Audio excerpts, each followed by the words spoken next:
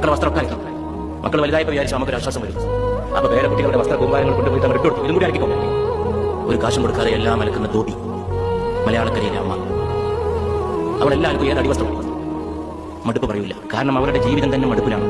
അവൾ മലമൂത്രങ്ങളിൽ വളർന്നതാണെന്ന് ശങ്കരാചാര്യ ലോകത്ത് ഞാൻ ആരോടാണ് ഏറ്റവും കൂടുതൽ കൂറും നന്ദിയും പുലർത്തേണ്ടത് എന്ന് ഒരു ശിഷ്യൻ ചോദിച്ചപ്പോൾ പുണ്യ റസൂൽ സല്ലല്ലാഹു അലൈഹി വസല്ലം മറുപടി പറഞ്ഞു, നിന്റെ മാതാവിനോട്.